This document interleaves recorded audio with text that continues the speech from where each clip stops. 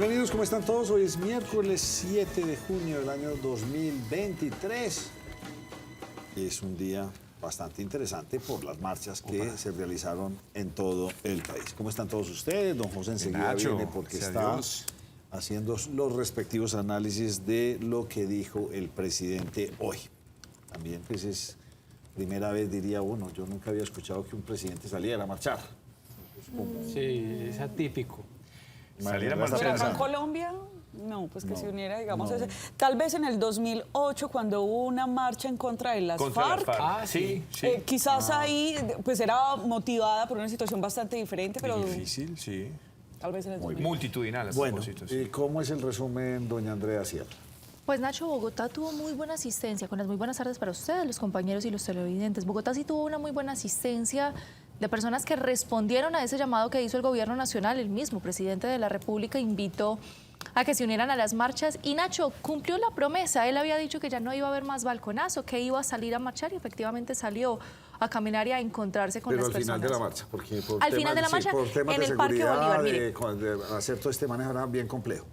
La marcha, y vamos a empezar a ver imágenes, salió desde el Parque Nacional a las 9 de la mañana y tuvo como punto de encuentro la Plaza de Bolívar, donde estamos viendo las imágenes que se presentaron claramente desde la Central Unitaria de Trabajadores y la Confederación de Trabajadores, la Confederación General de Trabajadores participaron de manera masiva de esta convocatoria que se hizo. Empecemos a ver las diferentes marchas que tenemos en Bogotá, que fue el punto donde más se reunieron personas a apoyar al presidente de la República. Ahí lo estamos viendo, compartiendo con algunas de las personas que asistían, bajándose del balconazo y ya hablando directamente. Usted me preguntaba que si había habido gente, pues a mí sí me pareció bastante multitudinaria, Nacho.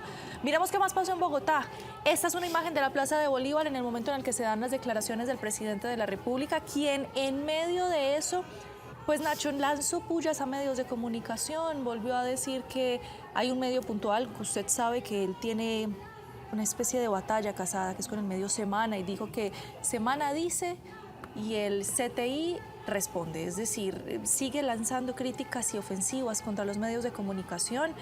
Sigue pidiéndole a las personas que sigan marchando y les dice que el momento de gobernar se da en las calles y que este es el gobierno del pueblo y que hay que seguir marchando y que hay que seguir caminando para que se lleven a cabo las reformas. Dentro de las arengas que se escuchaban en los cánticos estaban muchas de vamos a saltar para aprobar la reforma laboral, a saltar para aprobar la reforma pensional. Se escuchó también mucho apoyo a la reforma a la salud. Se dieron, por supuesto, críticas de que estudiantes del SENA estuvieran participando y quedaba en entredicho qué tan voluntaria era la participación de los estudiantes y de sectores. Hoy salieron pues, varios medios nacionales donde publicaron las cartas donde estaban invitando a muchos trabajadores del Estado a salir y muchos salen por miedo a perder su puesto. Obvio, No estamos desvirtuando nada, pero salieron esas cartas que les daban el día libre prácticamente para ir a esta marcha. Quiero mostrarle un impasse que se vivió en Medellín con uno de nuestros colegas periodistas, con Julián Vázquez. Tenemos el impasse de lo que pasó en Medellín. Antes de mostrarle las declaraciones de la vicepresidencia de Julián, mire, estaba cubriendo para Blue Radio uno de nuestros colegas y le empiezan a gritar fuera, fuera, fuera y lo sacan de la marcha, Nacho, en medio de las manifestaciones que se estaban presentando acá en Medellín. Él comparte a través de sus redes sociales, un poco impactado de lo que estaba sucediendo, que él simplemente fue a cubrir una marcha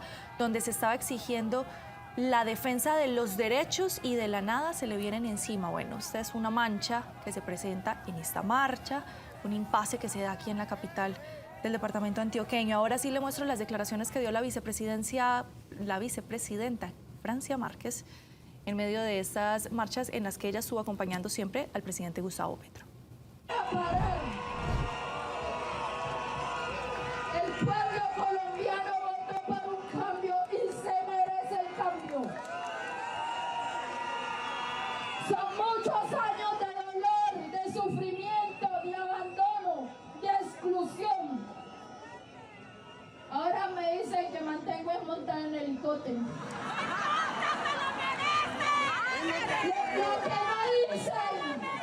Lo que no dicen es que este gobierno está llegando a los rincones de este país donde ningún presidente o vicepresidente ha llegado. Bueno, y por otro lado, en la actualidad política, Armando Benedetti. Miren, Nacho, había muchos rumores de qué había pasado con el ex embajador de Colombia en Venezuela, Armando Benedetti, luego de que se diera ese último trino que se conoció de él. Recordemos que se dieron los escándalos, se escucharon los audios, se habló de chuzadas, financiamientos irregulares, consumo de sustancias ilícitas. Mucho dieron de qué hablar los audios. El último trino que se conoció del político colombiano había sido en la noche del 5 de junio, que era en el que él daba ese reversazo diciendo que había sido parte fundamental del proyecto político actual, pero que en un acto de debilidad y tristeza se había dejado llevar por la rabia y el trago y que por eso se habrían dado los audios. Eso fue lo último que se conoció de él. Y luego de casi 3 días de absoluto silencio, sin que estuviera ni en sus redes sociales, ni respondiendo a entrevistas, ni apareciendo para ninguno de sus círculos cercanos, pues vuelve a aparecer Armando Benedetti 2 por lo menos asuntos puntuales. El primero es diciendo, estoy en Colombia, estoy en mi casa, él dice, abro comillas, para los espontáneos y creativos estoy en Bogotá, en mi apartamento, con buena salud y acompañado de mis 2 hijos.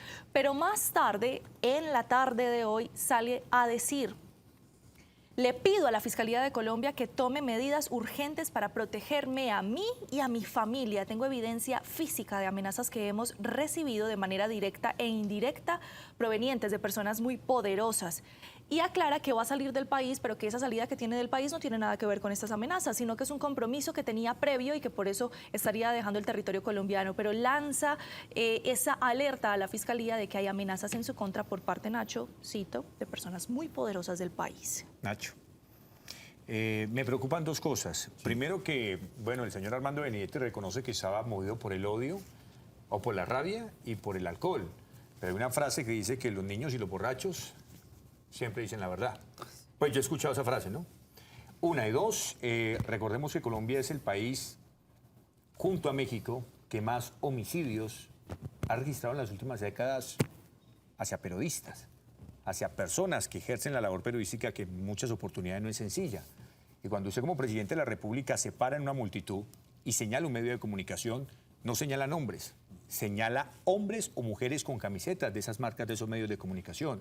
Entonces, señor presidente Petro, si algún comunicador o si algún periodista llega a ser víctima de violencia por sus declaraciones y sus discursos, ¿quién va a responder por él? ¿Usted? Se la tiene bastante difícil, doña Andrea, el nuevo presidente del Senado, porque le tocará hacer todo el lobby a ver si... Nacho, entre otras cosas, es que hasta el 20 de junio llega esta legislatura, sí, tenemos 2 festivos. No le va a dar para que las reformas se le den, y ya con un Congreso en contra... Mire, sabe, ayer no lo comentamos, pero el partido de la U insistió en esa solicitud que se tiene para que se congele el trámite que se están llevando de las reformas en el Congreso de la República. Entonces, lo que pueda alcanzar a hacer Alex López, quien ayer se posesionó como presidente del Senado, pues va a ser muy poco. Y usted lo está diciendo, Nacho, tiene muy poco tiempo. Así se declaren que se van a abrir las extraordinarias, la ministra del Trabajo ya lo estaba diciendo, se van a ir a sesiones extraordinarias, no le va a dar para poder hacer todo ese, digámoslo, trámite, que incluso la palabra lobby es válido, pero para hacer todo ese trámite, para que le aprueben las reformas, creeríamos que lo sensato es que las reformas que se puedan dejar para la siguiente legislatura, así lo hagan, Nacho. Él estará en cabeza del Senado de la República y bueno, después de que se diera el escándalo o después de las críticas constantes que se dieron por parte de los congresistas de la bancada de la coalición del Pacto Histórico, porque se tardaron mucho en nombrar a Alex Vega en reemplazo. ¿Y por qué le toca a Alex Vega? Porque al inicio del periodo de las legislaturas, del inicio del Congreso como tal, se hace un pacto de quiénes van a ser los presidentes de las diferentes legislaturas. Así lo hacen en el Consejo también. Así se hace, esto es claro. pactado, es comunicado, el Pacto Histórico le tocaba a esta primera, por eso es el reemplazo natural de Roy Barreras, quien salió pues ya porque tuvo esa doble militancia que no le valieron ya después, Nacho. Muy bien. Entre otras, Duber, ¿el presidente estuvo aquí hablando con el gobernador estuvo allá o fue telefónico? ¿Qué hablaron? Sí, Nacho, hubo una reunión consensuada, pero pero fue ayer. Ayer sí, vi la Exacto. comitiva, no sabía yo que era el presidente el que estaba... Estuvo el presidente, la vicepresidenta, estuvieron los altos mandos militares del departamento y, por supuesto, de la nación. Estuvieron, Nacho, tocando un tema crucial, y es el tema de la violencia de género, las violencias que se vienen presentando en el departamento contra las mujeres. Allí pues el gobernador de Antioquia dijo que hay un avance importante en cuanto a este tema, pero que sin embargo se siguen presentando todavía estos hechos y que solo este año en Antioquia van 37 mujeres asesinadas. Y pues obviamente lo que quería el gobernador era hacerle una petición al gobierno nacional para que se ampliaran esos canales donde las mujeres pudieran denunciar y donde se pudiera también investigar más a fondo y más rápido todo este tema de maltrato, agresiones, amenazas. ¿Qué pasó? Decía el gobernador, Medellín y el Valle de Aburrá tienen un muy buen sistema de emergencias y de reacción a este tipo de denuncias, el 123. Pero lo que le decía y le proponía el gobierno nacional era implementar todo ese sistema al departamento de Antioquia. También la policía decía que incrementar el número de mujeres policías que se le asignaran al departamento para que hubiera un trabajo mayor en toda esta temática. Y bueno, ahí estuvo conversando el presidente con el gobernador, por supuesto el vicepresidente y las autoridades de la ciudad. Ahora que me recuento de Medellín, ¿cómo estuvo en la marcha hoy, Duber? Nacho. Usted las estuvo vigilando. Sí. Hubo también una participación nutrida acá en la capital antioqueña. Iniciaron, Nacho, pues en la Oriental. Y pues ayer se ve cuando la marcha está justo en San Juan. Estas son las imágenes de la marcha cuando iba subiendo por todo San Juan. Pues habían muchos sindicatos.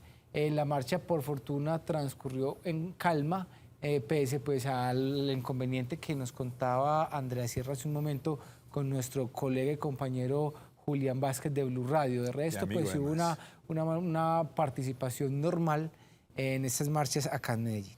No fue muy... No, pues siempre había gente. Sí, no fue apoteósica, pues. Hubo participación importante, ¿Y el no resto de la del país magnitud qué, que había. Andrea? No fue tan, ya me quedé con la palabra apoteósica, no fue tan multitudinaria como lo que se vivió en Bogotá, por eso le traje más resumen de la capital, porque sí, en Bogotá la respuesta sí fue multitudinaria y la presencia que se dio para caminar las calles y responder al llamado fue significativa, por supuesto. Bueno, doña María Andrea, Señor. ¿cuál es la denuncia que está haciendo el gobernador de Antioquia? Esta denuncia incluso lo hace antes de la reunión que nos decía Duber, pero aprovechó ese espacio nuevamente para elevarla al presidente Gustavo Petro. Recordemos que estas marchas están programadas para que realmente sean por 24 horas, es decir, que entre hoy y mañana. Pero decía el gobernador de Antioquia que le preocupa demasiado porque escuchó unos audios y unos mensajes que le estarían llegando a varios ciudadanos, especialmente de algunos municipios de Ituango, Cáceres, donde manifiesta el gobernador de Antioquia que serían de disidentes de las FARC, donde están constriñendo a la comunidad para que salga a marchar en apoyo a lo que se llama la paz total. Y ahí nuevamente aprovechó el gobernador de Antioquia para decirle al presidente Gustavo Petro que los gobernadores apoyan el proyecto de paz, pero que a su parecer este proyecto quedó mal diseñado desde el principio. Le insistió incluso al presidente Gustavo Petro que pusiera mucha atención sobre esto y dice el gobernador de Antioquia que desde su punto de vista el país se está equivocando entre una dicotomía falsa. Es decir, porque dice el gobernador de Antioquia que una cosa es inversión social y otra cosa es seguridad, que la mejor inversión social es primero invertir en seguridad. Don José, ¿cómo me le va? Muy bien, Nacho, gracias a Dios. Bueno, ¿qué logró extraer usted del discurso de Petro? Vea, Nacho, pero le cuento antes de... todavía no está allá en el máster. Todavía no está en el máster. Bueno. Le cuento que la intervención del presidente Petro durante la manifestación que se dio en Bogotá fue una intervención de 48 minutos. Antes de pasar específicamente, porque les traje 6 aparte del discurso del presidente Petro, vale la pena notar que se ve un Petro más candidato que un Petro presidente. En medio del discurso estuvo acompañado de su esposa Verónica Alcócer, de la vicepresidenta al lado y lado. Cuando no estaba su esposa estaba su hija a su lado. Pero era más el discurso de un Petro candidato que de un Petro presidente. Y fue bastante beligerante. Pero sí le pido el favor que me regale unos minutos. Démosle un momento. ¿Qué están diciendo los gremios, María Andrea? Pues el señor Nicolás Posada, que es el director ejecutivo de Intergremial Antioquia, que es una agremiación que acoge a 36 gremios industriales, pero también a 5 cámaras de comercio, pues nuevamente le pide al gobierno nacional que ante esta crisis institucional que archive por favor estos 3 proyectos de reforma laboral, de la salud y también pensional, aduciendo que estos proyectos pues, realmente son proyectos de tipo ideológico y no técnico. Esto fue lo que dijo Nicolás Posada. reformas que en este momento están discutiendo, se van a discutir, son de carácter ideológico y no técnico. Y estas reformas no traerán los resultados que espera el gobierno. Por lo tanto, hacemos un llamado a que las 3 reformas, la de salud, la laboral y la pensional, sean archivadas. Y ese es un pedido. De hecho, inclusive con esta carta que mandaron todos los exministros, pues lo que más picó ahí fue que estuviera Carrasquilla de primero. Nacho, sí, recuerde que fue una carta de 100 personajes, muchos de ellos relacionados con economía, algunos de ellos exministros de Hacienda y demás. Pero mire, esto es como una estrategia. O sea, por un lado llegan esos 100 y por el otro entonces ya llega otra carta con 400, donde está el expresidente Ernesto Samper y varios miembros de la izquierda tratando de defender al presidente Gustavo Petro. Y había una molestia muy grande porque estaba Carrasquilla de primero. No, pero era porque lo pusieron en orden alfabético, por el nombre. Alberto. Entonces Alberto, entonces quedó de primero. Pero había una gran molestia con esto, una gran cantidad de personas diciéndole al gobierno que lo analice. Y con una diferencia, que en esta carta que usted menciona son personajes internos de nuestro país los que están hablando de los cambios y las reformas, mientras que en la otra, en su gran mayoría, son personas de afuera. Destacable de nuestro país, el señor Samper. Sí, destacable se puede catalogar. Y lo que acaban de decir, o sea, las propuestas, ¿qué tan técnicas son? ¿Son ideológicas? Es lo que mucha gente en Colombia se está preguntando frente a esto. Sí, Nacho, y mire, usted ahí lo menciona y lo mencionaba Andrea acerca de Nicolás Posada, y la petición de que se archiven estas propuestas. Dentro del discurso que hoy sostuvo el presidente Gustavo Petro, hace un énfasis especial en la defensa a los proyectos de reforma, a las reformas, y palabras más, palabras menos, le voy adelantando, él le dice a la gente que salgan a la calle a defender las reformas. O sea, su estrategia es clara. Lo suyo, asume él, que es la calle, y con la calle va a seguir gobernando. Dólar sigue en bajada a toda velocidad. Y les consultamos a ustedes en nuestras redes de Nos Cogió la Noche si ustedes creen que el dólar va a llegar a los 4.000, y esto es lo que la gente dice, aunque es bien complicado. Muchas personas opinan que sí, que el dólar va a llegar a los 4.000 pesos, y un 26% dice que no. Vamos a ver, aquí no se puede hacer ninguna predicción, es una irresponsabilidad. Pero Nacho, si me permite, qué pena ahí. No es tan distante, porque es que ya hoy tuvimos dólar de 4.180 pesos a las 8 de la mañana. Tuvimos, el máximo de la jornada fue 4.240. O sea que prácticamente el dólar ha bajado 800 pesos en prácticamente 5 o 6 meses. Tiene una clara tendencia a la baja. Bueno, todas estas, si el dólar baja, digamos, eso es contra para la economía colombiana en cuanto a las exportaciones, estaría golpeando. Pero estamos tan débiles en exportaciones, María Andrea, nunca hemos... Exacto, y aún más. ¿Sabe? ¿Dónde se prueba? Con el precio del petróleo, pero como este es un gobierno que no quiere seguir con ese asunto, pero ese es pero sería muy contraproducente en el corto plazo, Nacho, porque el petróleo que presupuestó el gobierno nacional fue de $95 el barril, $95 el barril con un dólar de 5.000 pesos. Y por un lado no está a 95, sino a mucho menos. Y el dólar no está a 5.000, sino a 4.200. Las finanzas se le van a descuadrar. Las finanzas se van a descuadrar. El promedio del dólar hoy en la jornada fue 4.209 pesos.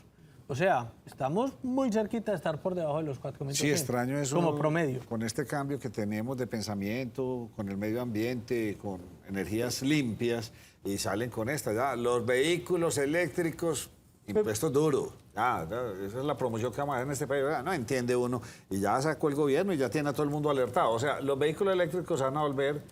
ustedes son chiquiticos, van a ser vehículos de lujo, una cosita chiquitica, vehículos, no los entiende. Claro, Nacho, que hay algo que también hay que reconocer. Con dólar de 4.200 pesos somos menos pobres que con dólar de 5.000 pesos, en general, en nuestra economía. Dos cosas, Nacho, incluso lo hemos hablado aquí en la mesa, y invitados que hemos tenido nos han hablado que un ideal de techo o de piso para el dólar sería entre los 3.900 y los 4.200. Que funcionaba un equilibrio muy interesante, por lo menos para el término de importaciones y exportaciones, 1 y 2. ¿Sabe? El ministro del Interior, Luis Fernando Velasco, en entrevistas que ha concedido a medios de comunicación nacionales, hablaba que los ingresos que ha tenido el país vienen en su gran mayoría por el petróleo y que él no desconoce eso, que tampoco es pretensión del gobierno desconocer de dónde están viniendo esos ingresos, que ellos quieren hacer una transición energética para tener un futuro más sostenible. Es claramente un proyecto, pero que no están desconociendo la importancia que tienen en este momento los hidrocarburos para el país. Bueno, Petro todavía no da luces de que el precio del combustible siguen cerrados en que se va hacia arriba y habrá que esperar próximamente cuando el gobierno nacional decide comenzar a subir el precio del ACPM, como le decimos en Colombia, el diésel, y dicen que por cada 1.000 pesos que se incremente, los alimentos ahí mismo se van a subir en un 4%. Sí, Nacho, pero sabe, aunque puede llegar el gobierno lo ha anunciado y manifestó que empezaba en el segundo semestre de este año, pero también es cierto que los transportadores, las agremiaciones de transportadores se han reunido con el Ministerio de Transporte, han sentado clara postura frente al tema. Y dura. Y yo no sé hasta dónde. Este es un gobierno que en algunos aspectos es de oídos sordos, pero no sé hasta dónde, y creo que la expresión cabe, sea tan kamikaze de ponerse a subir el ACPM, porque los transportadores, esos serían en realidad los únicos que podrían tumbar un gobierno. Empieza un paro camionero. Un paro tras aquí, camionero es bastante delicado. La sufrimos. La sufrimos todos. No sé, pero vuelvo y le repito, uno veía el discurso hoy del presidente Petro en las marchas y es un discurso claramente de los ricos contra los pobres, los blancos contra los negros, los todopoderosos contra el pueblo, la señora de los tintos contra el que trabaja en la oficina, en fin. Es polarizar, dividir. Usted enseguida es su fortaleza. Me avisa cuando los tenga listos. Solo dato adicional. Mire, estaba leyendo aquí un artículo que compartían los compañeros del Colombiano, del Tiempo. Se contabilizan por lo menos 300 bloqueos en las vías de Colombia en lo que va del 2023. Si a eso le sumamos el incremento de los precios del combustible y de la CPM, Nacho, la situación está crítica para el gremio de transporte. Para el gobierno. Para con los colombianos. Para el gobierno. O sea, esperen que los taxistas se pongan bravos. Esperen que los camioneros se pongan bravos. Esperemos. Quintero, ¿qué fue lo que dijo hoy? Es que en la reunión que nos decía Duber ahora, eso fue ayer, donde veíamos que estaba el gobernador de Antioquia a la derecha del presidente Gustavo Petro, Daniel Quintero estaba sentado a su izquierda, pues aprovechó el alcalde de Medellín ¿Dónde estaba sentado Daniel Quintero? A la izquierda, pienso que es un asunto confidencial, ¿no? Luego, lo que le decía o lo aprovechó para manifestarle el alcalde de Medellín, Daniel Quintero, fue su apoyo ante esta situación coyuntural pues, que está viviendo la nación. Le decía básicamente que contara con su ayuda, que lo iban a defender a él y a la democracia y que iban a defender este gobierno del cambio. Esto fue lo que le dijo puntualmente. La ultraderecha en Colombia ha renunciado a las vías democráticas y hoy está buscando a todo dar un golpe. No vamos a permitir ni golpes blandos ni golpes duros en Colombia, de ninguna manera. Cuente, señor presidente, con que lo vamos a defender a usted, a la democracia y al gobierno del cambio. Bueno. Sin comentarios. Siguiente noticia. Siguiente noticia. Es política, ¿no? ¿Ah? Si puedo tirar el comentario, ahí hay política, Nacho. Sí, pero pensaría uno que sí lo puede hacer. Seguramente lo puede hacer. Sí, hay no cosas está que inhabilitado para decir eso. Todavía, exacto. Sí, no tiene ninguna... No, claro, así como está el No, y si gobernante que usted lo en campaña critica. también lo hace sin problema. Sí, por eso. Ay, mire, y justo a propósito, hace un año, estamos cumpliendo un año de la temporada cuando el alcalde estaba suspendido. Hace un año estábamos con el alcalde encargado. Oye, en el Consejo no pasó nada, ya hoy no hubo nada. No, Nacho, esta sesión pues sobre las transferencias de los 330.000 millones de pesos se tuvo que levantar ayer porque no hubo manera de debatirlo, quedó para programar con una fecha, pero va a ser el debate a puerta cerrada y en esa sesión ya se tendrá que definir si habrá o no habrá plata de los 330.000 millones de pesos. Vámonos con unas de Duber de esas que desafortunadamente siempre le llegan a nuestro periodista Duber Arley. Oiga, suena bueno. Suena, pero así, como si fuera Messi. ¿Será? Lionel Messi, Nacho. Duber Arley. Déjelo Bueno, don Duber. Es el Messi del orden público, Nacho. Sí, el Messi. Un minero, otro un trágico accidente con una volqueta. Ay, Dios mío. Encapuchados en la Universidad Nacional. ¿Qué más tiene usted para contar? Nacho, mire, comencemos precisamente con la situación de los encapuchados allí en la Universidad Nacional que se está viendo en este momento, porque hace algunos minutos, precisamente a través de un comunicado, pues la universidad indicó que tenía que, o que cesaba más bien sus operaciones por cuenta de la presencia de varios encapuchados allí en el campus conocido como El Volador. Son por lo menos, Nacho, unos 15 o 20 muchachos que se encuentran encapuchados y quienes salieron incluso allí a lo que conocemos como el puente Punto Cero, bloquearon esta vía y lanzaron algunas papabombas. Están allí, esta zona de la ciudad pues se encuentra bloqueada por cuenta de esta situación de orden público.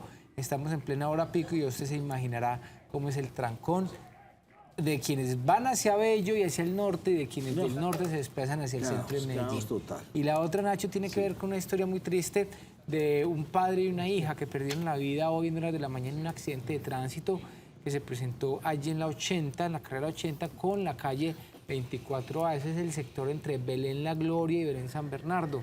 El padre y la hija se movilizaban en una motocicleta y pues no se sabe si fue que el conductor de la volqueta no los vio, estaban detenidos en un semáforo, si quisiera que había un punto ciego, arranca el semáforo cambió, esta persona arrancó y al parecer pues como que no los vio y los embistió y ambos perdieron lamentablemente la vida. ¿Y un minero en dónde? Y el minero Nacho, que también una noticia bastante desafortunada porque es un minero que pierde la vida, estaba allí adelantando actividades de minería y pues lo que hicieron sus compañeros fue que se percataron que esta persona pues no la encontraban, fueron a buscarla y cuando llegaron efectivamente lo que le había era caído una luz de tierra que lo sepultó. Intentaron allí rescatarlo, intentaron todo el tema de maniobras, pero desafortunadamente pues el minero no pudo ser rescatado con vida. Allí al lugar, Nacho, se acercaron todas las autoridades quienes realizaron pues allí la inspección judicial del cuerpo de esta persona. Esto ocurrió en el municipio de Nechí. Bueno, antes de darle paso a don José Gil, cuénteme usted entonces en qué van las reformas. Sí, porque eso no se ha detenido, la gente, no, eso no se ha detenido, siguen ahí marchando. Marcharon, pero el Congreso sigue trabajando, legislando. Ellos siguen legislando. Me gusta más la palabra. Sí, ellos siguen legislando. La primera, le voy a hablar sobre la reforma pensional. La reforma pensional fue llevada a la Comisión Séptima, pero del Senado de la República. Se esperaba que hoy se comenzara con ese debate. Nacho, hemos hablado acá en la mesa que es una de las reformas que quizás tiene mayor acuerdo de las tres fundamentales que en este momento están pendientes del gobierno nacional. Sin embargo, Nacho, no sabemos si empezó una operación Tortuga, si es una jugadita, como se ha denominado con anterioridad, o una estrategia que se está aplicando, pero la falta de quórum impidió que se llevara a cabo el debate de la reforma pensional en la Comisión Séptima del Senado, precedida por Norma Hurtado Sánchez, senadora, que está a la cabeza de esa célula legislativa. Se presentaron al inicio del debate 8 senadores, con eso tenían quórum deliberatorio, pero no decisivo. Esperaron, tuvieron quórum decisivo, pero luego se rompió y le cuento, la senadora Piedad Córdoba se vio impedida porque ella tiene varios de sus parientes trabajando en el sector que no podían que pudiera participar de la reforma. Entonces, por el momento, reforma pensional, por parte de quórum, no pudo ser debatida. En este momento, 5 de la tarde, 28 minutos, se sigue adelantando el debate de la reforma a la salud en la plenaria de la Cámara de Representantes. ¿Qué se está debatiendo en este momento? Los impedimentos, lo mismo que pasó en la sesión pasada, que ese debate de los impedimentos y el quórum que se logra y a veces no, es lo que hace que se dilate más en el tiempo y que no se pueda lograr todavía el debate. Pero en este momento está en la Cámara de Representantes, reforma a la salud, en este momento debatiendo impedimentos. No creemos que para hoy logre salir algo puntual con esto, Nacho. Y pareciera que la Comisión Séptima, pero de la Cámara de Representantes, en donde será llevada la reforma a laboral, pues como que se les pasó por alto que tenían en el orden del día analizar cuándo iban a debatir esa reforma laboral. Por el momento estamos pendientes de fecha, porque aunque estaba en el orden del día, se la brincaron, Nacho, y no tenemos todavía fecha de reforma laboral. Y esa la tienen dura. Esa reforma laboral está bien compleja, como la de salud. O sea, la de salud es... Nacho, yo pensaría que hasta la de pensiones. Hasta la de pensiones también la ve usted así. Bueno, usted Oiga, ahora sí... ahora que habla de reforma laboral, permítame, de la salud. La próxima semana en la Asamblea de Antioquia van a hacerle un reconocimiento especial a la exministra Carolina Corcho en la Asamblea de Antioquia. La que usted va a tratar de invitar a esta Sí, la mesa. que ya estamos haciendo la gestión para que nos acompañe el jueves o el viernes. Y María, qué pena, ¿se sabe qué hay de la vida de esta señora? ¿Qué hace? ¿A qué se dedica? Pues eso es lo que estoy averiguando. Pero ella es médico, ¿no? Sí, claro, ella es médica. Lo que no sé si es si está pero ejerciendo. dicen que ella en realidad no se ha dedicado a ejercer, sino más al Campo administrativo. Al activismo. campo administrativo. fin ideológico, no tanto al ejercicio de la medicina.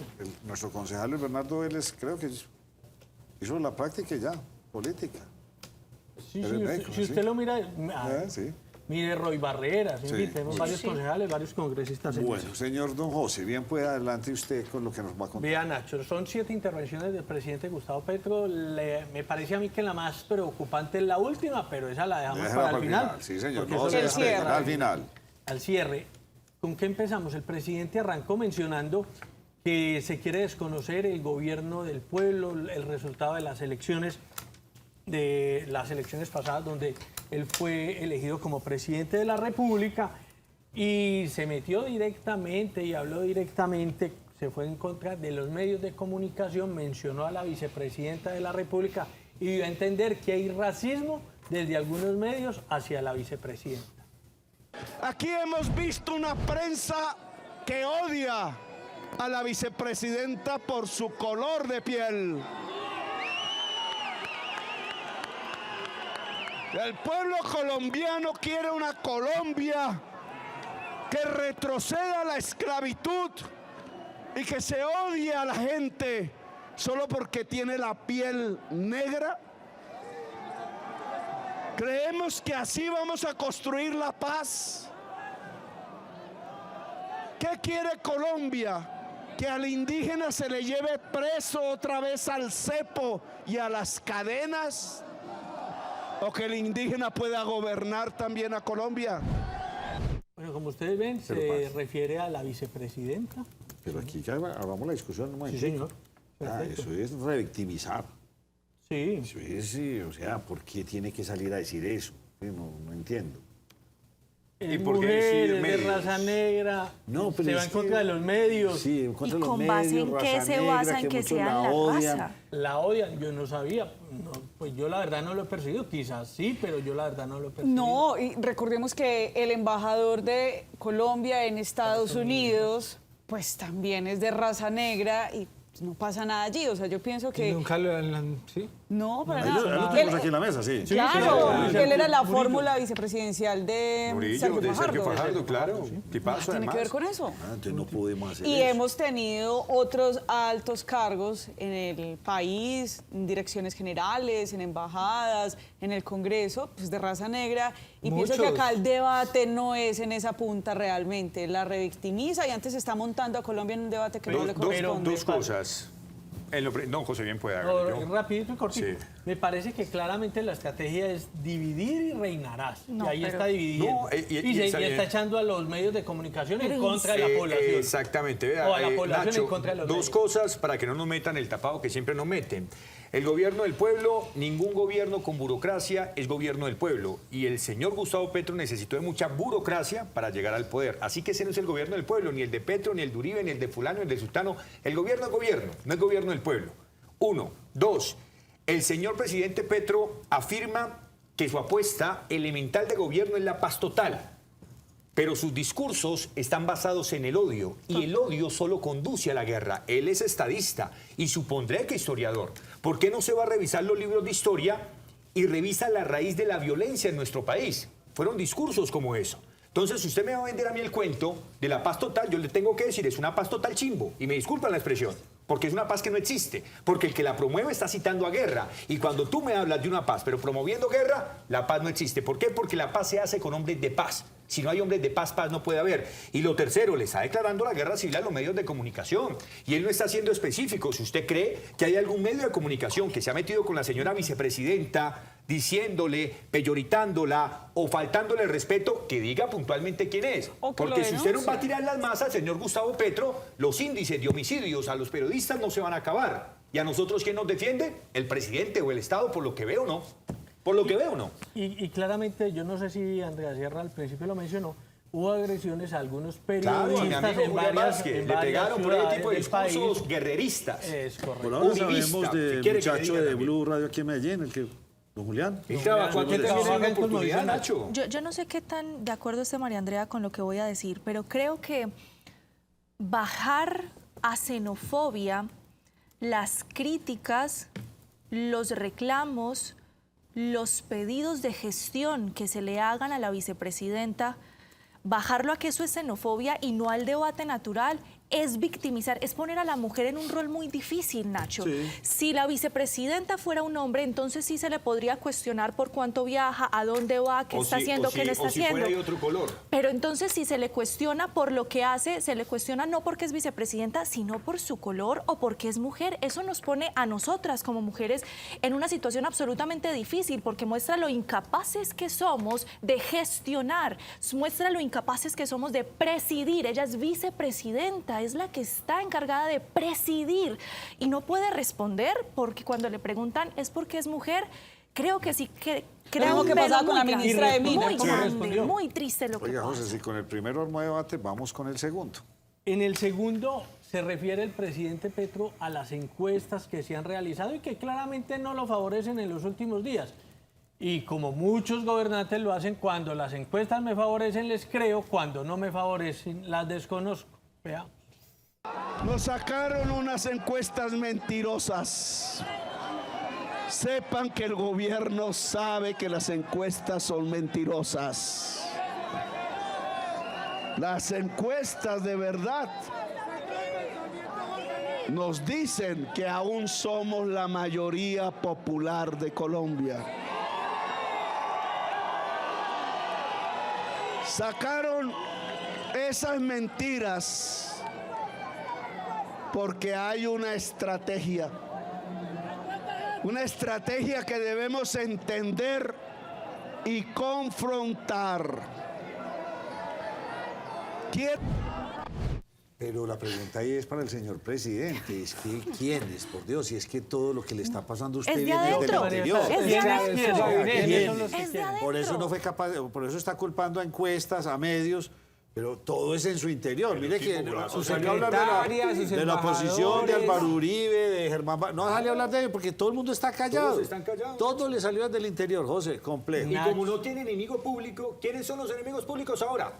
Los periodistas, la prensa. Hágame el favor. ¿Y los encuestadores? Hágame el favor. En otra parte, el presidente vaticina cuál es su futuro. ¿Cómo ve él su futuro en los próximos meses? Sacó una bola de cristal. Pedro Castillo estaba solo. Aquí les decimos a quienes están impulsando esa estrategia, Petro no está solo.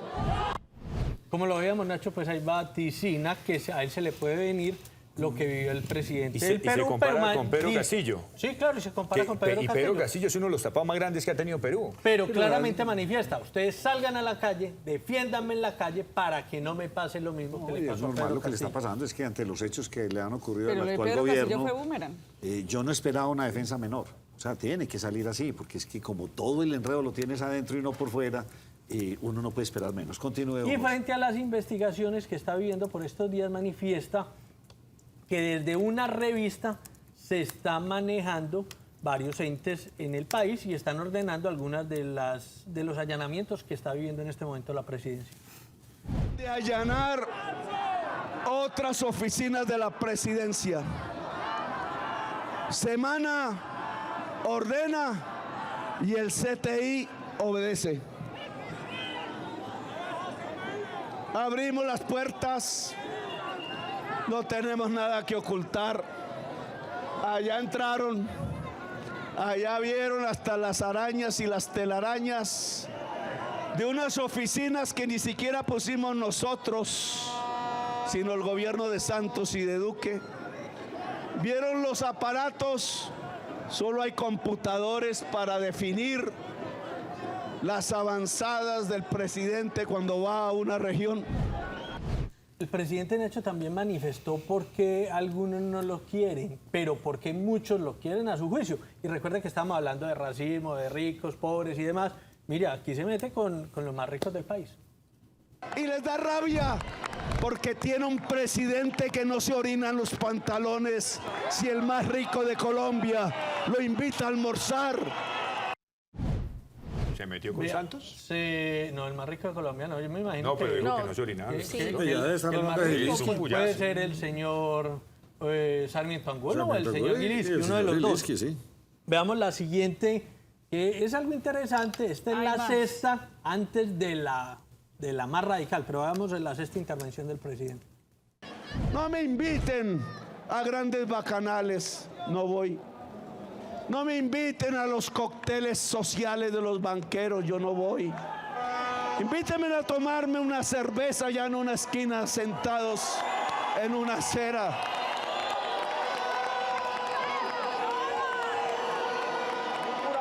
Invítenme a un baile popular. Un biche del Pacífico. Invítenme a bailar porros en las veredas de mi pueblo campesino de Córdoba. Pero no me inviten. No me inviten a las bacanales del poder porque yo no soy de eso. Oye, pero que al menos cumpla, pues, que vaya, pues, si Que le llegue a invitan a tiempo. tomar cerveza, que vaya, porque no va a pienso que ninguna la mejor parte. en esta intervención fue la actitud de la vicepresidenta ante las palabras del presidente. Pero lo más delicado, Nacho, es lo que viene en la siguiente intervención. Porque claramente el presidente dice cuál va a ser su estrategia de defensa para seguir en el poder en contra de las decisiones del Congreso de la República. Vea lo que menciona el presidente. De ahora en adelante debe haber asambleas populares en todos los municipios de Colombia. Discutiendo, gobernando. Todo ministro o ministra debe obedecer el mandato popular. Ministro o ministra que no haga caso, se va. Es el cumplimiento del programa de gobierno. Ustedes lo vigilarán. Cada asamblea popular reunida periódicamente en todos los municipios debe tomar decisiones sobre su región, sobre su territorio, sobre la paz. Vean, Nacho, para mí esta es la más delicada porque desconoce el papel del Congreso, desconoce el papel de las asambleas departamentales y ya vamos a seguir en medio anárquicos, en medio de lo que decían unas asambleas populares. Esa es la estrategia, ahí la mencionó el presidente de la República. Es narrativa. Amanecerá y veremos. Es narrativa, Porque pero en el nos- presidente Petro... Sí, no, no yo es le de los creo, que dice una pero es cosa y hace narrativa otra. hasta que le reviente el próximo escándalo. Vamos a ver qué pasa.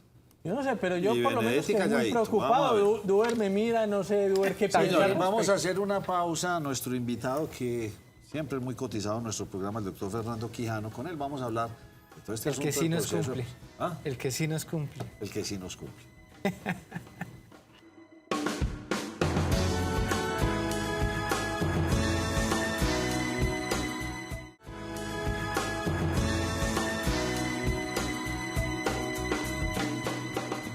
Esta sección es patrocinada por El Raspa y Listo de la Lotería de Medellín. Lotería de Medellín. Hemos escuchado en estos días cómo siguen avanzando todos estos procesos de negociación para lograr la paz. En nuestro departamento pues, se hizo una gestión bastante grande. De hecho, la semana pasada nuestro invitado estuvo en varias reuniones.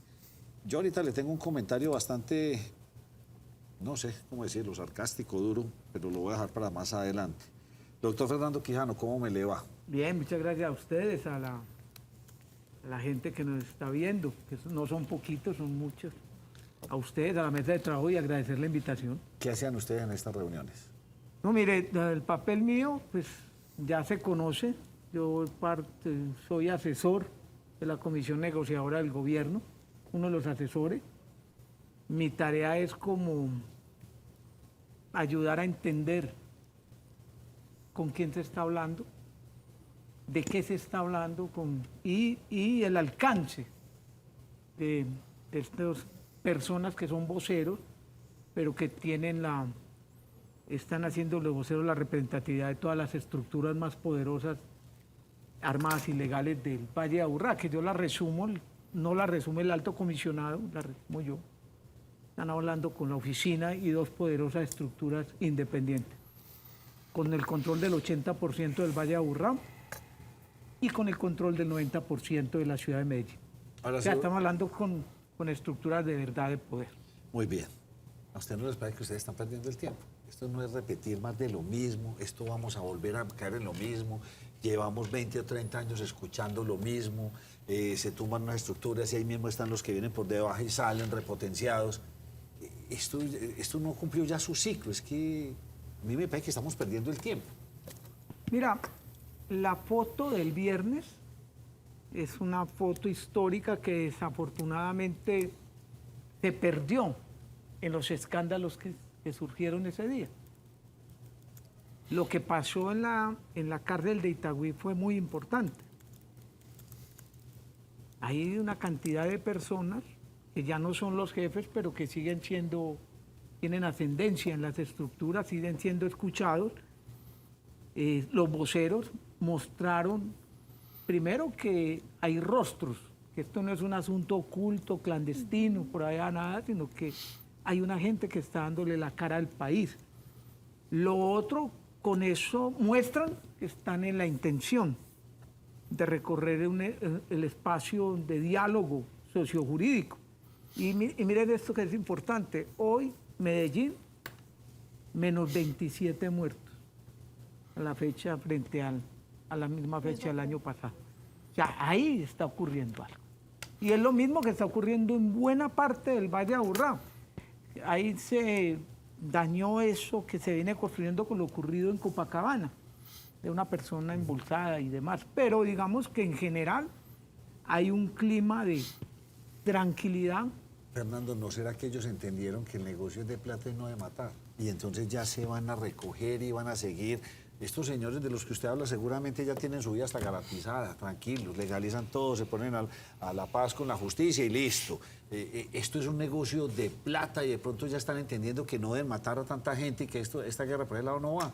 Es que, vuelvo y le repito, yo tengo como ese sinsabor de tantos años de escuchar de esto, tantos pactos, tantos convenios, tantas cosas, y seguimos en las mismas. Mira, lo primero es que aquí no se está negociando. Esto es un espacio que apenas inicia de diálogo, y se van a presentar muchos temas, pero es un espacio de diálogo en lo social y jurídico.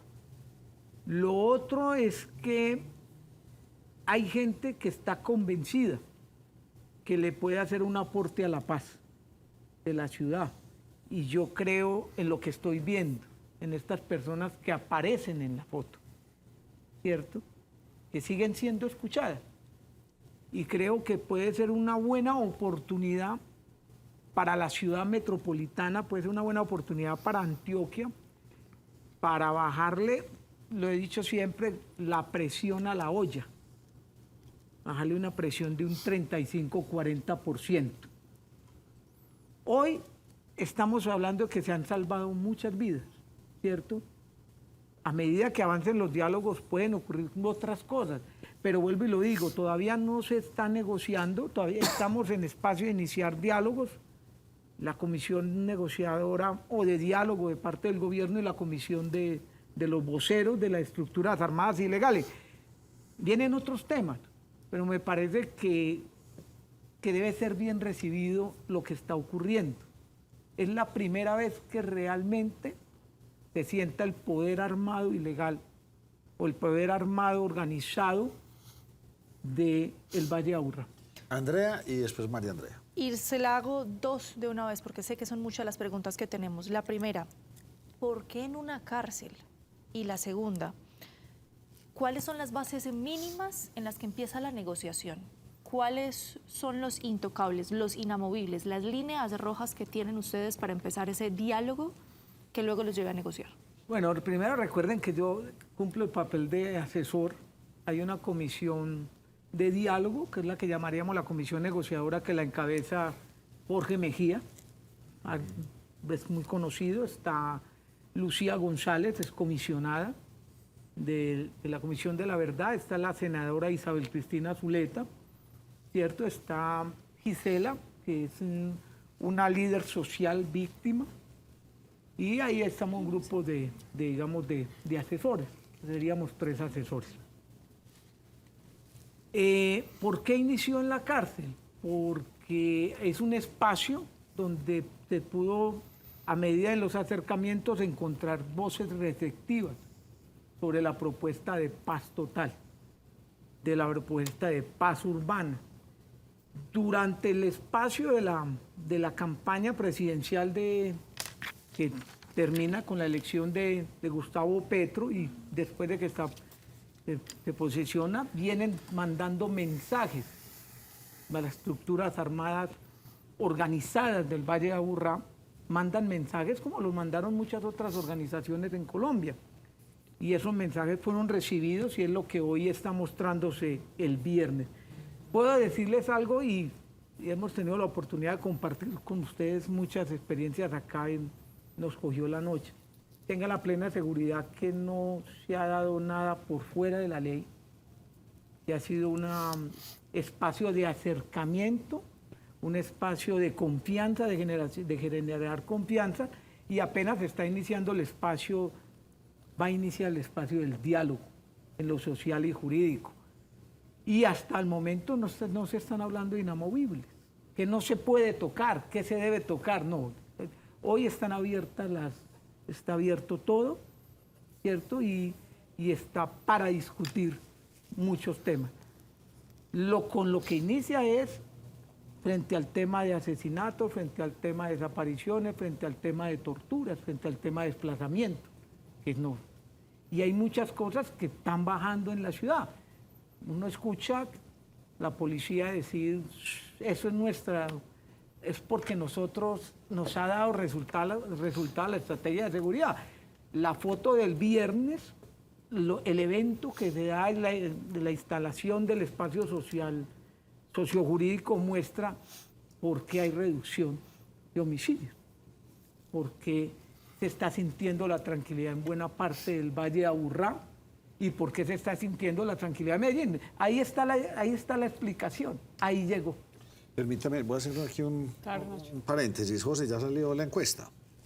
¿Cuál encuesta, Nacho? Ante la pregunta sobre quién identifica como el mayor opositor al gobierno nacional, los ciudadanos respondieron de la siguiente forma. Prensa, redes sociales y medios de comunicación, 27.4. María Fernanda Cabal, 13.8. Miguel Polo Polo, 9.5. Germán Vargas Lleras, 6.3. Paloma Valencia, 4.6. Miguel Uribe, 2.8. Y Federico Gutiérrez, 2.2.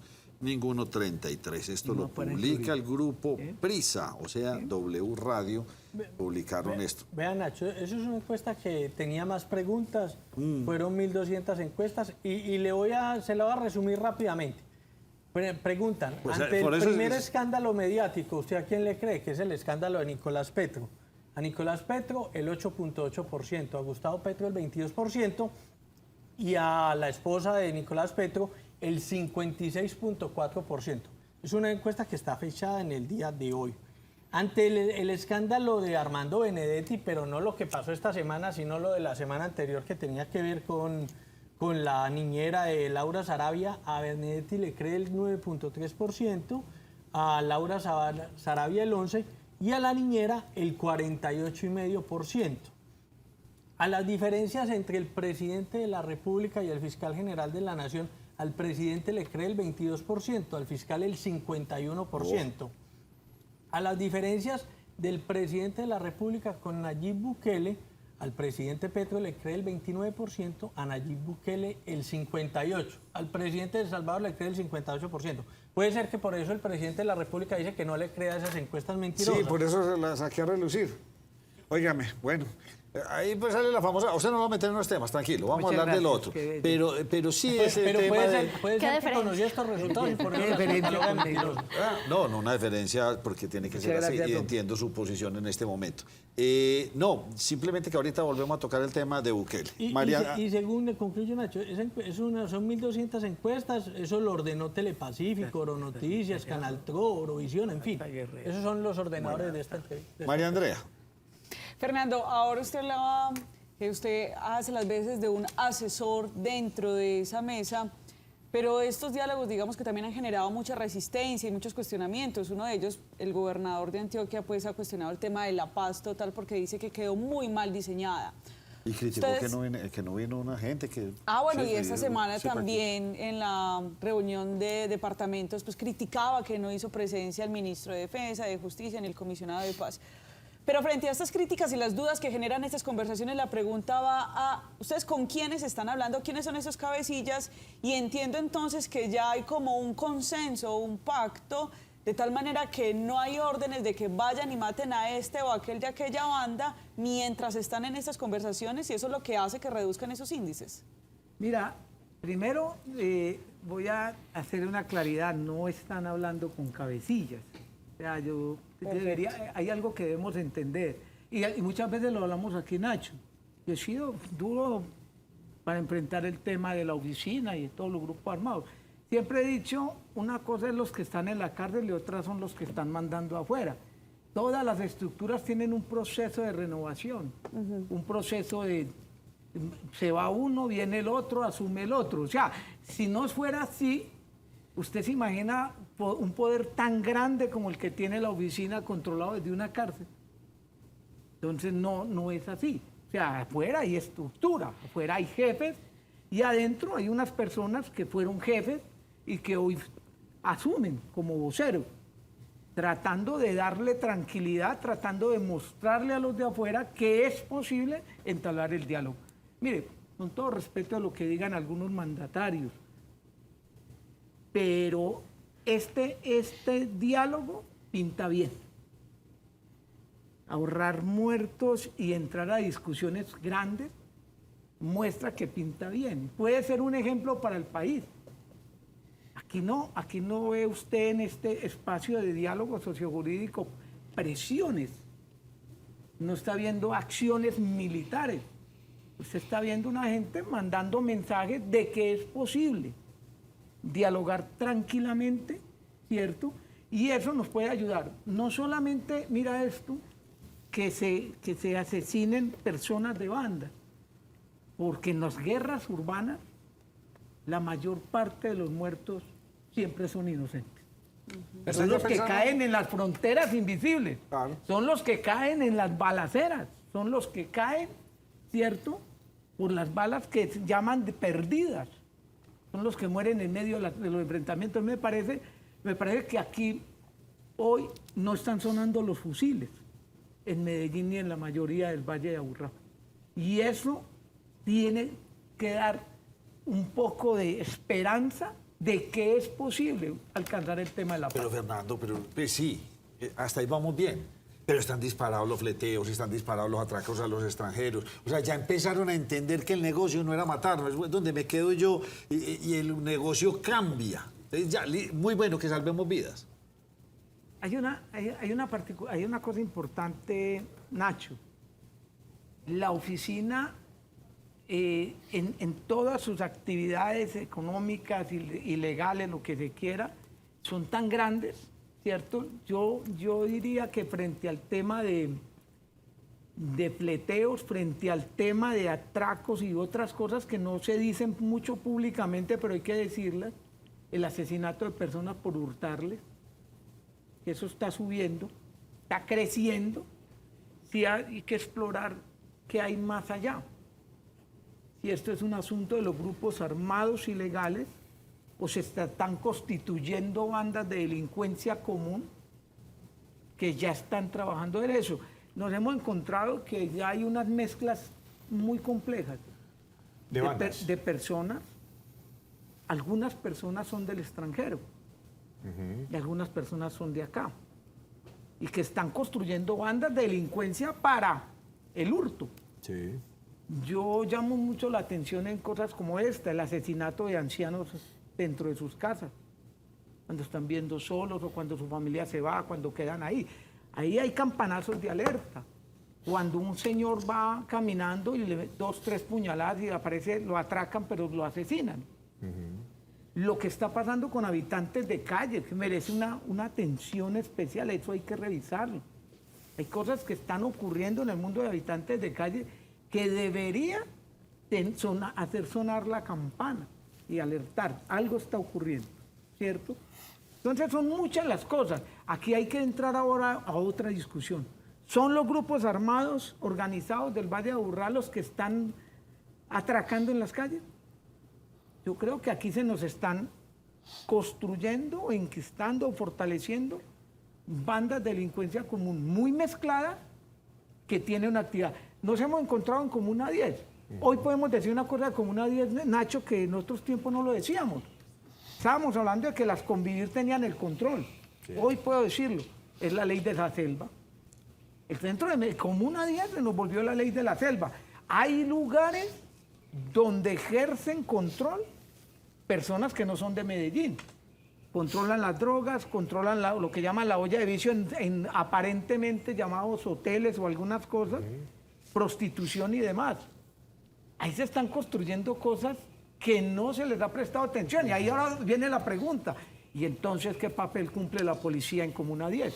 Duber, su pregunta para irnos a una pausa, que la tengo que hacer obligatoriamente. Tengo dos inquietudes, Nacho. La primera, Fernando, tiene que ver con esa reunión que se sostuvo, que usted nos decía es una exploración. Bueno, ¿cuándo es la siguiente reunión y cuáles fueron las conclusiones de esa primera exploración? Y lo segundo tiene que ver con los grupos que no están integrados a esa mesa o a ese diálogo. ¿Se les sigue haciendo el llamado, se sigue explorando? ¿Los demás grupos qué? Bueno, ahí hay varias cosas. Lo que fue la reunión del viernes fue la presentación de los voceros de las estructuras armadas organizadas del Valle de Aburrá, la presentación de la comisión de diálogo de parte del gobierno nacional, los representantes del gobierno, y presentaron los voceros. Y lo que ocurrió. O sea, aquí inicia el espacio. A partir de ahora es la comisión del gobierno y la comisión de voceros que están en las cárceles que van a definir la hoja de ruta. Son 2 reuniones que se van a dar mensuales. Si se requieren más, pues obviamente se van a dar. Y va a empezar a afinarse en temas. Yo creo que todavía hay temas para afinar, protocolos, logísticas. Hoy hay muchas cosas que van a ir surgiendo y siempre mostrando a ver si la ciudad es capaz de estar tranquila, la ciudad metropolitana esté tranquila en medio de estos diálogos.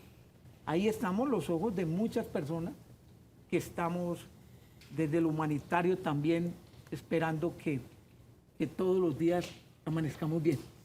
Nos asustamos si de pronto pasa algo porque desafortunadamente eso afecta la posibilidad de un diálogo y afecta la posibilidad y la imagen de este espacio de diálogo sociojurídico. Permítame una pausa obligada y ya volvemos con nuestro invitado Fernando Quijano.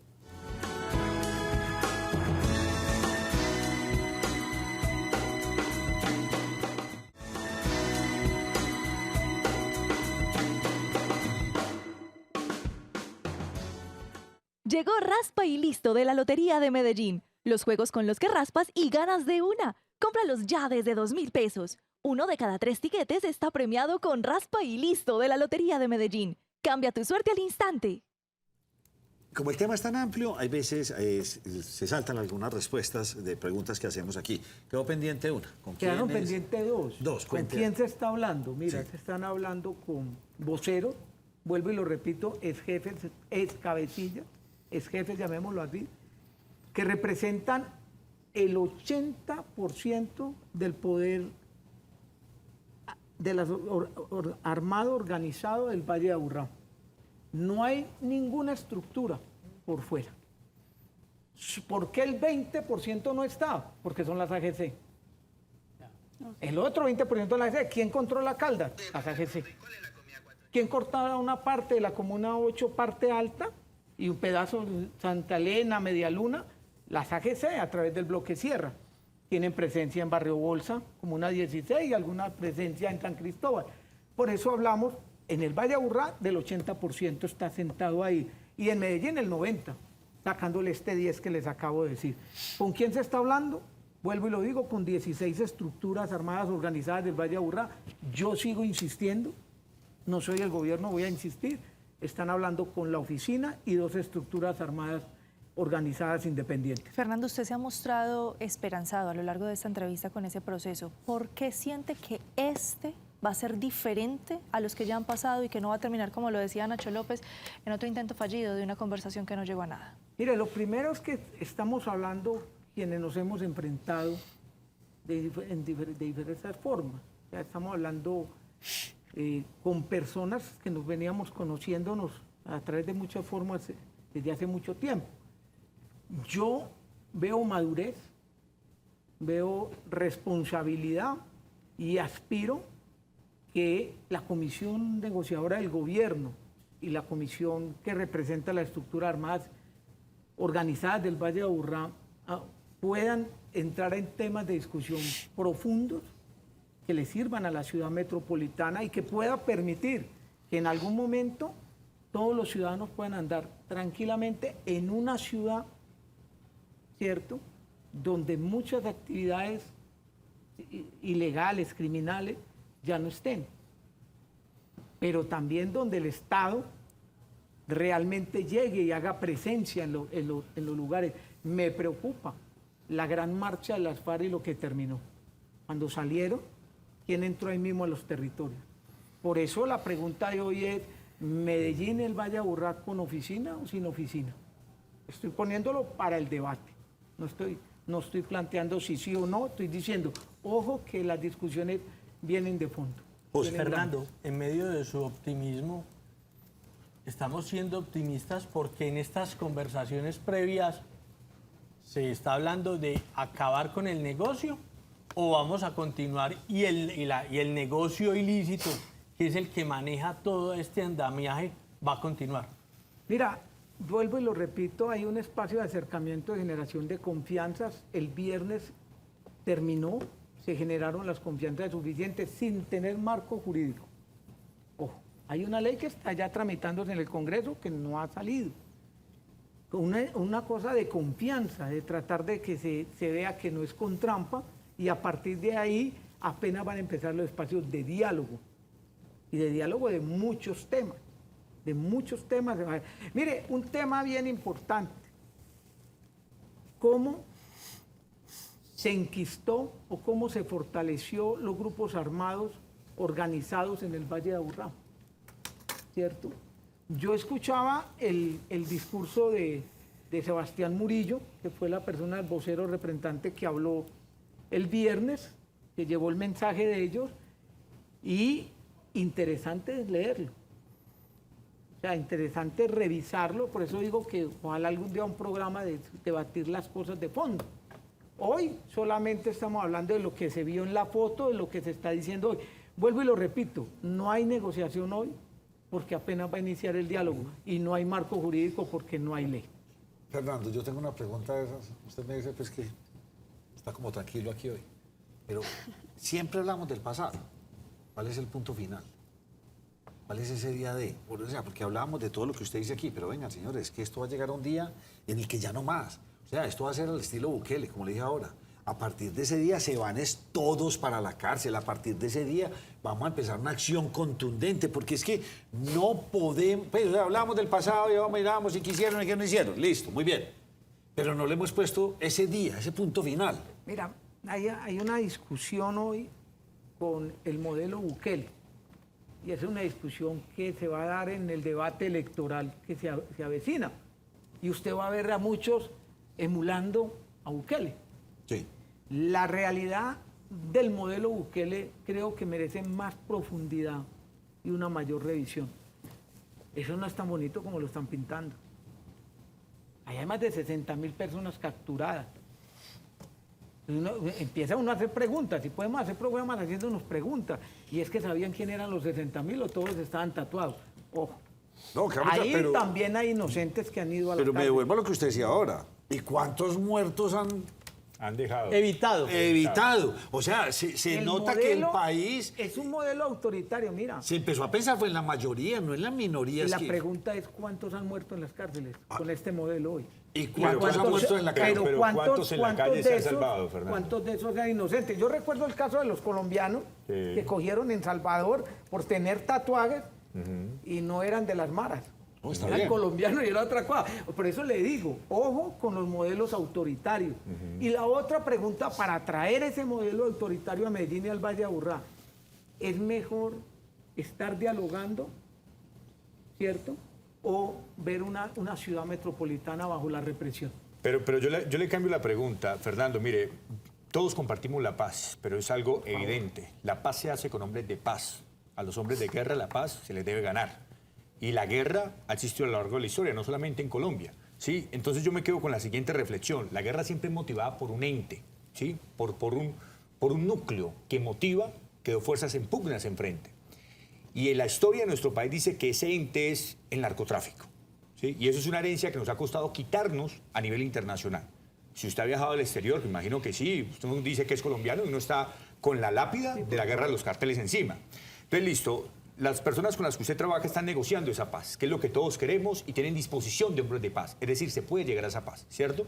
Pero los que vienen detrás, que son los grupos que a usted le preocupan, que a mí le preocupan, que a Nacho le preocupan y que a todo el mundo le preocupan, ¿qué tan dispuestos están ellos a hacer paz? Porque ven que todo ese potencial a los que estos grupos que quieren paz van a renunciar está ahí para reconquistar y para seguir haciendo guerra. ¿Qué hacer con eso? ¿Cuál debe ser el camino? De esos que no quieren paz, sino guerra para tener el poder.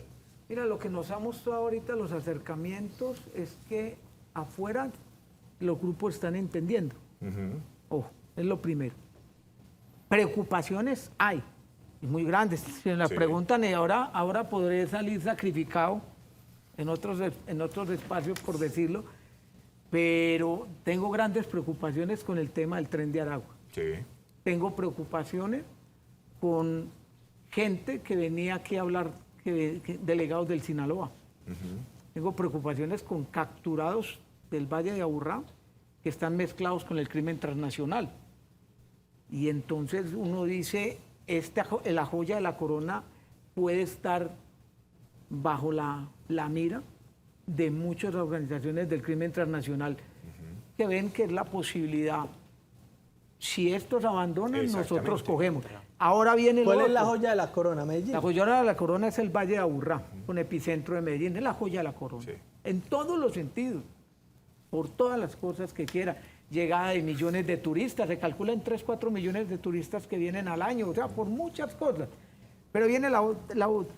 Si el Estado no es capaz de llegar a los territorios urbanos, y estamos hablando aquí pegaditos de la Alpujarra, no es capaz de llegar a los territorios urbanos, no es capaz de llegar a los corregimientos, no es capaz de llegar al Valle de Aburrá, obviamente otros van a venir a controlar. Entonces, obviamente. La gran preocupación de fondo es esa, claro, que el Estado, la ausencia del Estado ha sido histórica. Mire, le cuento, alguna vez lo hablamos con Nacho y en este programa.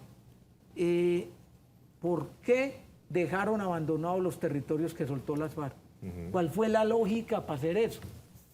¿Por qué no tomó posesión el Estado de lo que durante años le disputó a las FARC? Entonces hoy la oficina se corre, hoy se corren estructuras armadas independientes poderosas, se corren a un lado y entonces vamos a dejar que el territorio lo coja el Tren de Aragua, lo coja Primer Comando de la capital del Brasil, o lo coja el Comando Rojo, o lo coja la mafia turca, o lo coja el Sinaloa Nueva Generación, Cartel Jalisco Nueva Generación. No nos olvidemos, y aquí es donde nuestros mandatarios no ven, cuando discuten contra la paz y todo eso. ¿Cómo está Ecuador hoy? Las bandas más poderosas del Ecuador, que no eran tan fuertes, apoyadas por Jalisco Nueva Generación, apoyadas por Sinaloa. ¿Cómo está el Ecuador hoy? Masacres de 10, 15 y 20 personas, y maten, y maten, y maten. Y desaparezcan personas. Eso de Ecuador debería ser el ejemplo de lo que significa cuando el crimen transnacional ya entra a tomar control de lo que dejan otros, o de la debilidad de otros, o cuando asumen grupos. Me tengo que ir ya porque nos cogió la noche y tengo otro invitado, pero ustedes tienen un tiempo ya, una agenda. Es decir, vamos a seguir cuándo es la próxima reunión, esperamos... O esto va al ritmo al que se va bailando, mejor dicho. No. Al son que me toque el baile. Hay una hoja de ruta, son inicialmente 2 reuniones al mes. Podrían ser 3 o 4 de acuerdo a las necesidades. Yo quiero pedirles un favor, me permitan decirle esto a la gente. Miren, hoy tenemos una posibilidad de construir la paz urbana. Todas las críticas que se quieran hacer deben hacerse, ¿cierto? Todas las vedurías, todo lo que ustedes quieran. Pero démosle la oportunidad a ver si juntos, entre todos, somos capaces de construir la paz total. Si no somos capaces, ustedes saben cuál ha sido la historia de Medellín y el Valle de Aburrá. Guerras de 7.000 homicidios. Y muertos. Apreciado Quijano, muchas gracias como siempre por su tiempo, por acompañarnos aquí en la primera mesa de opinión de Antioquia. Lo tendremos usted como invitado habitual, porque aquí nos interesa que sí, que salga la paz, queremos esto, pues es que ese es un propósito superior que debe tener este país. Tendremos que estar muy pendientes y usted nos, en la medida de lo posible, lo que nos pueda contar, pues hay que llevárselo a la sociedad. Muchas gracias. Yo le recuerdo que el alto comisionado anunció que nada va a ser oculto, todo va a ser publicado permanentemente lo que está pasando. Muchas gracias a usted. Feliz noche. Y un fuerte abrazo. Una pausa y vámonos con nuestro amigo Valdivieso. Yo no sé si está preocupado con la reforma a la salud o ya no tanto.